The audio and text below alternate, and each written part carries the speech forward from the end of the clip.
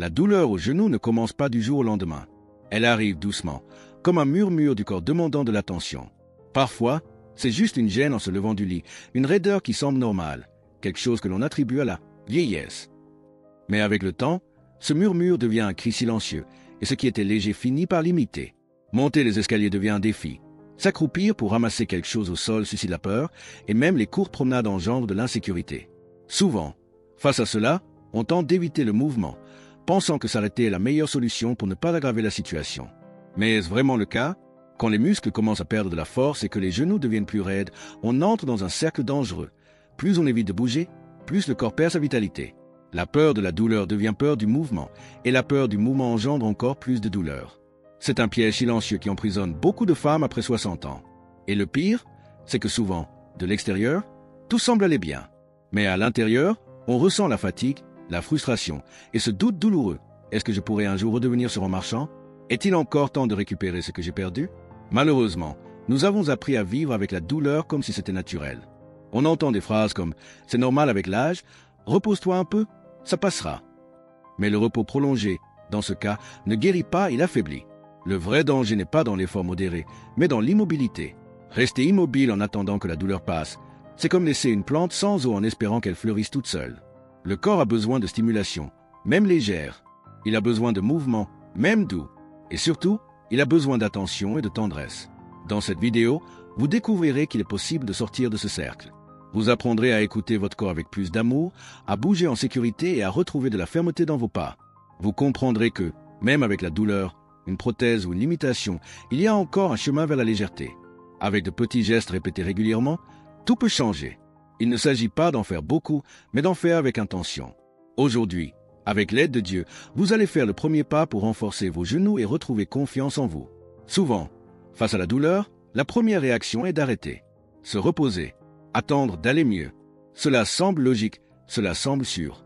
Mais ce que peu de personnes réalisent, c'est que ce repos prolongé, cette décision de se protéger en évitant le mouvement, peut devenir un ennemi silencieux. Le corps humain est fait pour bouger, et quand on s'arrête par peur ou douleur, on initie un processus d'affaiblissement beaucoup plus rapide qu'on ne l'imagine. Après 60 ans, chaque semaine sans mouvement impacte la force musculaire, la flexibilité des articulations, et même notre confiance pour se lever, marcher ou monter les escaliers. Éviter l'effort peut sembler un choix sage, mais en réalité, cela accélère la perte de fonction des genoux. C'est comme laisser une porte inutilisée longtemps avec le temps, les gonds rouillent. Le genou fonctionne de la même façon. S'il n'est pas régulièrement et soigneusement mobilisé, il perd sa capacité naturelle à fléchir, soutenir et stabiliser le corps. Un détail important dans ce processus, la chaise. Oui, la chaise qui nous accueille quand nous sommes fatigués peut devenir un piège. Passer trop d'heures assises réduit encore davantage l'activité des muscles qui soutiennent les genoux. La mobilité de la hanche diminue, les pieds oublient de supporter le poids et tout le corps ralentit. Et plus on reste immobile, plus il est difficile de reprendre le contrôle. Il est naturel d'avoir peur de bouger quand on a mal. Mais il est important de comprendre qu'il existe des façons sûres et douces de recommencer.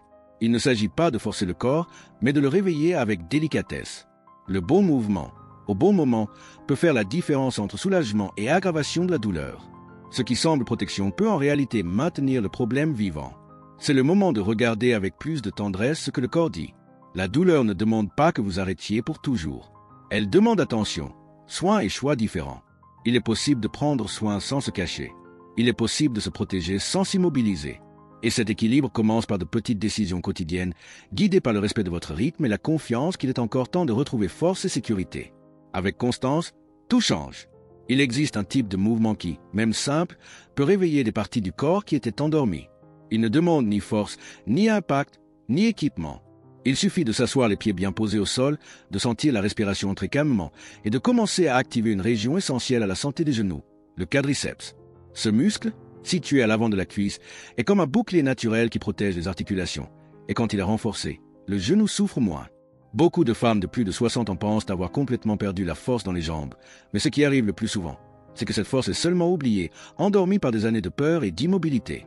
L'exercice que nous allons présenter maintenant est basé sur des protocoles japonais spécialement conçus pour ceux qui ont des limitations, des douleurs ou qui ont subi des opérations.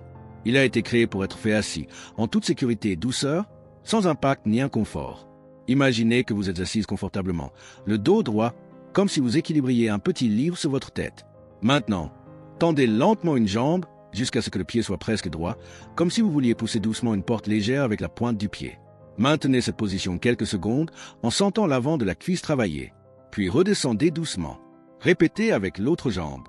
Faites ce cycle entre 8 et 12 fois, toujours en respirant profondément et sans hâte. Si vous ressentez de la fatigue, arrêtez-vous. Si vous avez mal, adaptez le mouvement, levez un peu moins suffit déjà. Le secret n'est pas dans l'intensité, mais dans la constance. Ce type d'exercice envoie un message au corps. Nous revenons. Peu à peu, les muscles sont réactivés, la circulation s'améliore, l'articulation se réchauffe et le corps répond avec plus de fermeté. Beaucoup de femmes qui ont appliqué cette pratique quotidiennement ont rapporté qu'en quelques semaines, elles ressentaient plus de stabilité en marchant, moins de peur en se levant du lit et une légèreté qu'elles n'avaient pas ressentie depuis longtemps. Le corps a une mémoire et avec des gestes petits et aimants, il commence à se souvenir du chemin de la force. Peu importe combien de temps vous êtes resté immobile. Si aujourd'hui vous pouvez faire ce mouvement avec une jambe, demain vous pourrez le faire avec les deux. Et avec le temps, vous n'aurez peut-être plus besoin de la chaise comme appui. Avec calme, douceur et foi, chaque muscle peut être réveillé de nouveau. Tout commence par 2 minutes par jour. Il y a quelque chose qui paralyse le corps plus que la douleur elle-même, la peur. Et parmi toutes les peurs qui surgissent avec l'âge, la peur de tomber est peut-être la plus forte. Elle ne surgit pas de nulle part. Elle vient d'expériences passées, de frayeurs, d'histoires entendues ou vécues. Chaque fois que quelqu'un de proche tombe et se blesse, cette peur grandit. Elle s'installe dans la poitrine, dans l'esprit, et peu à peu commence à dominer les mouvements. Et le plus curieux, c'est qu'elle n'a pas besoin de mots pour agir. Il suffit de penser à marcher sans appui pour que le corps se raidisse. Le pas devient court, les épaules se crispent, et les genoux, par réflexe, se préparent à l'impact, même s'il ne se produit pas. Cet état d'alerte constant crée une réelle instabilité. Quand nous marchons avec peur, le corps perd sa légèreté. Les muscles se contractent de façon inégale et le centre d'équilibre se déplace. Le résultat est une marche plus incertaine et paradoxalement, un risque accru de chute. C'est un cercle vicieux. La peur provoque la tension nuit à l'équilibre et le déséquilibre alimente encore plus la peur. Mais il y a une sortie et elle ne consiste pas à éviter le mouvement. Elle consiste à retrouver la confiance, petit à petit, avec des gestes simples qui montrent au corps qu'il peut encore avoir confiance en lui-même. Certaines femmes ont passé des années à avoir peur de marcher jusqu'au coin de la rue. L'une d'elles, âgée de plus de 70 ans, a commencé un petit entraînement d'équilibre en utilisant seulement un mur comme appui. D'abord, elle posait légèrement les mains, puis seulement le bout des doigts. Avec le temps, elle s'est éloignée du mur. Et aujourd'hui, elle marche dans la cour avec assurance. Cette transformation n'est pas venue de la force, mais de la répétition, de la patience, du fait de regarder sa peur en face et de se dire « Je te comprends, mais je continue quand même ». S'entraîner à l'équilibre ne demande pas beaucoup d'espace, ni d'appareil, ni de précipitation. Il suffit d'un geste répété avec attention et calme, comme lever légèrement une jambe et fixer son regard sur un point, comme s'appuyer sur un meuble stable et sentir le corps retrouver son axe. Chaque fois que cela est fait, le corps apprend qu'il peut avoir confiance. Et la peur, peu à peu, commence à diminuer. Elle ne disparaît pas d'un coup, mais elle devient moindre face à la confiance qui grandit. Il est important de se rappeler que la peur n'est pas une faiblesse. C'est un signe de prudence. Mais quand elle empêche le mouvement, elle empêche aussi la vie. Avec des gestes doux, des conseils sur de la foi, il est possible de restaurer la fermeté dans les pas.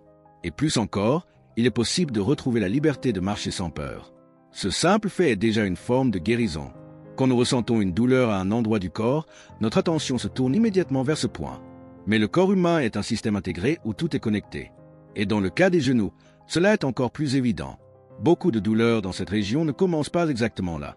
Elles peuvent être le reflet de déséquilibre dans les pieds, les hanches ou même dans la façon dont nous marchons et posons le pied. C'est comme observer un pont qui bouge au milieu. Il ne sert à rien de réparer seulement le centre si les fondations sont instables. Les pieds, par exemple, sont la base de tout le corps. Si la démarche est bancale, si un pied porte plus que l'autre, cela affecte directement la façon dont les genoux absorbent les chocs. Et quelque chose d'aussi simple qu'une voûte plantaire basse ou une chaussure sans soutien peut créer une surcharge qui use peu à peu l'articulation. Il en va de même pour les hanches. Quand elles sont affaiblies ou désalignées, les genoux doivent compenser. Et cette compensation se manifeste par des tensions, une usure et de la douleur. Il existe un test très simple pour détecter cela.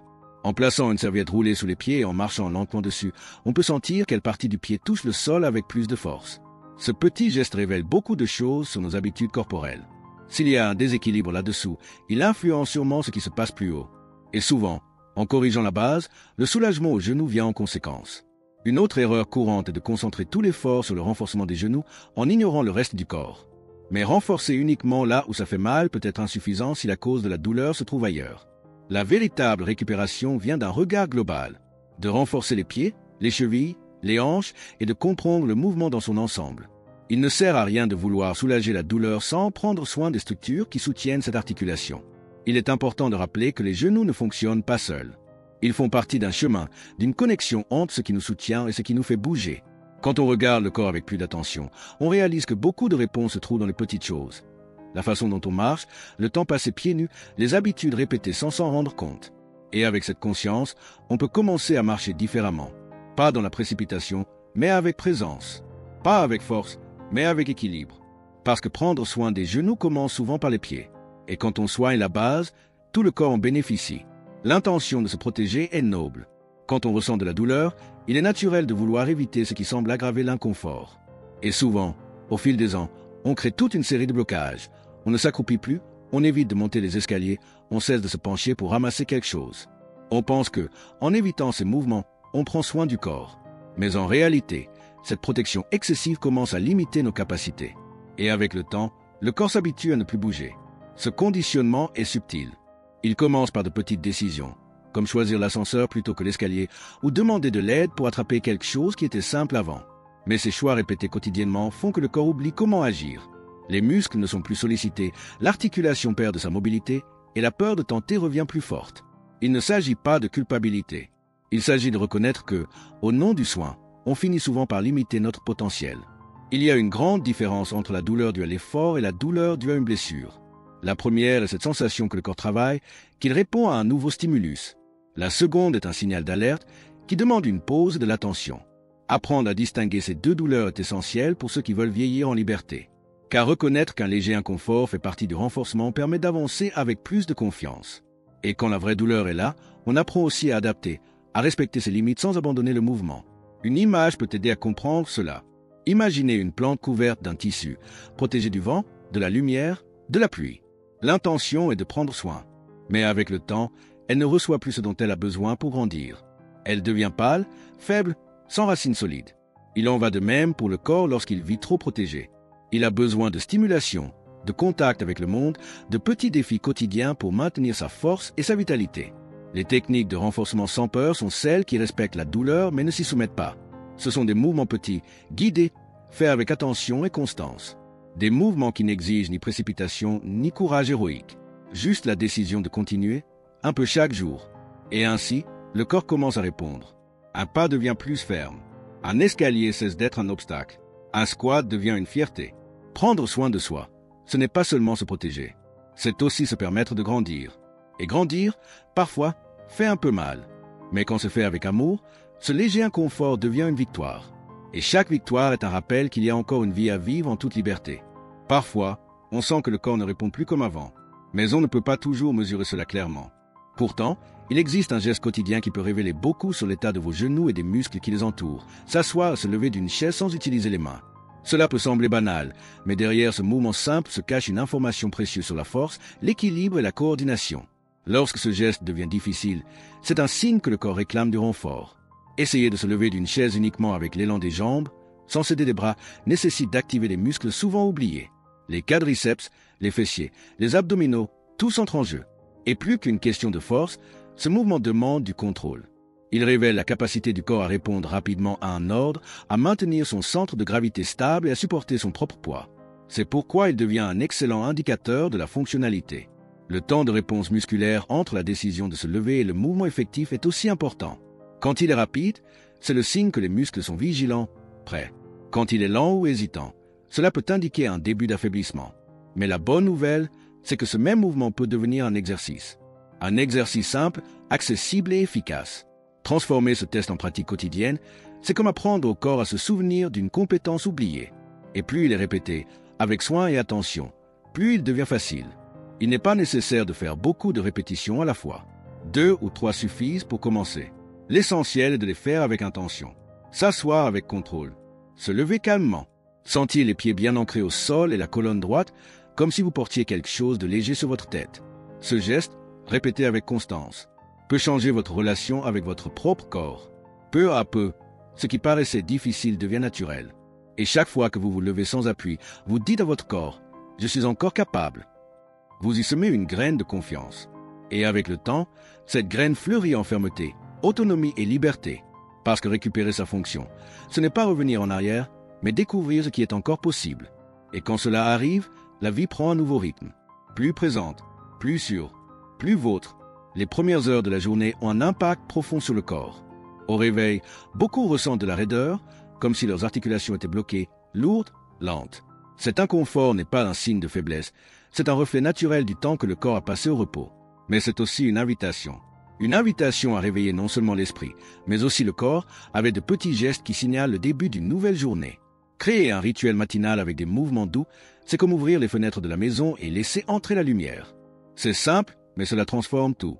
Une séquence de 3 minutes peut suffire pour réchauffer les articulations, activer la circulation et apporter une sensation de présence corporelle qui nous accompagne toute la journée. Ce sont des mouvements délicats. Faire encore au bord du lit ou debout avec appui. Faire des cercles avec les chevilles, lever et baisser les talons, fléchir doucement les genoux. Tout cela avec une respiration consciente, profonde, comme si chaque inspiration apportait une nouvelle vie et chaque expiration emportait le poids de la nuit. La respiration est, d'ailleurs, une partie essentielle de ce processus. Lorsque nous respirons en pleine conscience, le corps s'aligne, l'esprit s'apaise, la douleur diminue. Respirer profondément tout en bougeant les genoux envoie un message clair. Je suis là, je suis présent, je prends soin de moi. C'est un dialogue silencieux avec le corps qui répond par un soulagement. Et plus ce rituel est répété, plus il fait partie du quotidien. Il cesse d'être une obligation et devient une bénédiction. Certaines personnes ont trouvé dans ces pratiques un nouveau chemin pour vivre sans dépendre d'antalgiques. Une femme qui prenait depuis des années des médicaments au réveil à cause de douleurs au genou a décidé d'essayer cette séquence matinale. Au début, cela semblait peu. Mais après quelques semaines, elle a remarqué que les médicaments restaient dans le tiroir. Son corps ne criait plus comme avant. Et ce qui a changé, ce n'est pas l'intensité de l'exercice, mais la régularité. Un geste répété avec amour a plus de force qu'un effort fait dans la précipitation. Ce rituel n'a pas besoin d'être complexe ni long. Il doit juste exister. Être un espace sacré au début de la journée où le corps est accueilli et respecté. Un moment pour se dire « Aujourd'hui, je prends soin de moi aussi.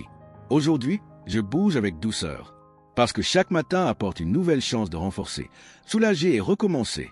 Et quand cela arrive, les genoux ne font plus seulement moins mal. Ils redeviennent partie intégrante d'une vie en mouvement. Cliquez sur la vidéo qu'il vous recommande maintenant.